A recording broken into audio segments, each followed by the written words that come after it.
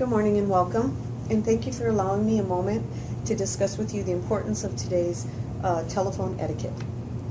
In today's business world, it is extremely important that you have very well-trained customer service representatives. So with a show of hands, I would like to ask, how many of you here have actually experienced bad telephone etiquette? A customer call where you're on the line with somebody and they are just frustrating you. Show of hands. Okay, so that's quite a few of us. So that brings me to my point of why I am here today. I would like to just take a moment of your time and discuss with you a few tips that'll get you ahead in the business world to kind of give you a heads up on the proper telephone etiquette, and it may give you a little foot in the door when you're out there applying for work, and a little edge on the others who are not aware of it or unfamiliar with the techniques. So before I start, I'd like to give you some statistics. This is a survey that was conducted by Vodafone Inc. And in that survey, Vodafone Inc. found that 98% of people say that poor telephone handling gives them a bad impression of that company. That's almost 100% of those surveyed. The next one is 80% of incoming communication is via the phone. Okay? 72% of callers will not leave a voicemail, and 69% of callers won't even bother to ever call back. Okay. So what does that equate to?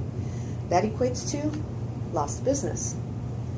As a matter of fact, on an annual basis, there's $31.6 million that are lost due to the failure for answering a client's call. Those numbers are real numbers. These are actually taken off of surveys. So, what's the answer? The answer to this is good telephone etiquette, proper training, be prepared. Okay, so techniques. We're just going to go over a few. There's several websites out there, and they'll give you a variety of information from 8 tips all the way up to 100 tips. So it depends on how detailed you want to get and how perfectionist you want to become. Okay. So first of all, you will always want to have a pen and paper on hand. You want to get down as much information as you possibly can before you ever even answer that phone call. We have a 3-ring rule, and with that means don't let that phone call ring more than 3 times before you answer it.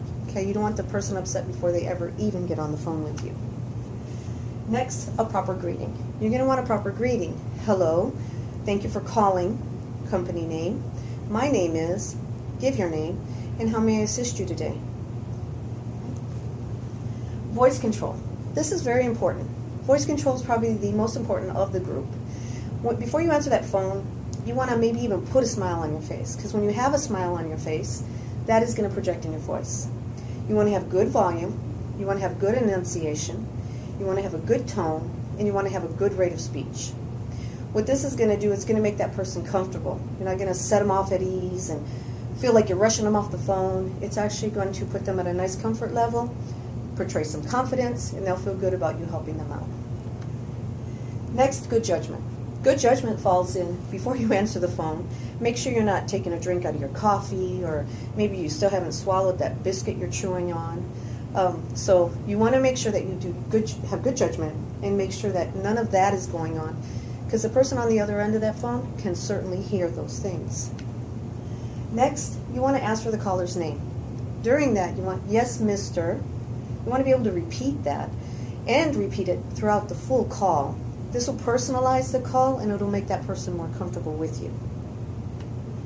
Give them 100% of your attention.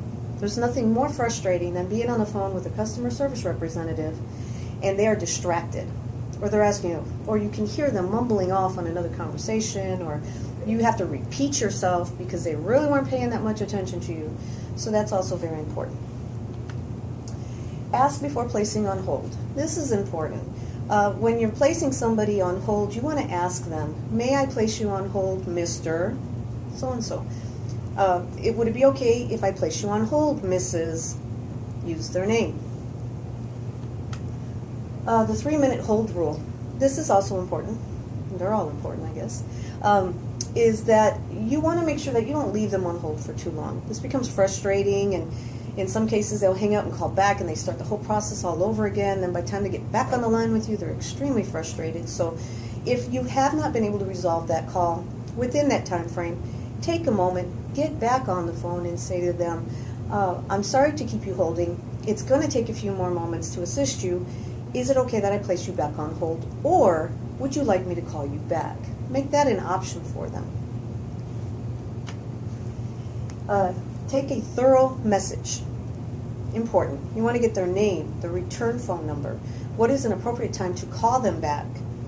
You want to get the purpose of the call.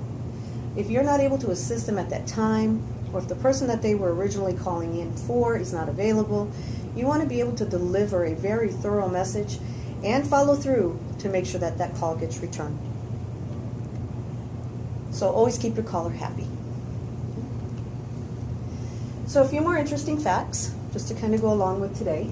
In a recent article published on the web by Desiree Haynes, she actually did a whole article on a survey that was conducted, and this survey was literally called Customer Rage.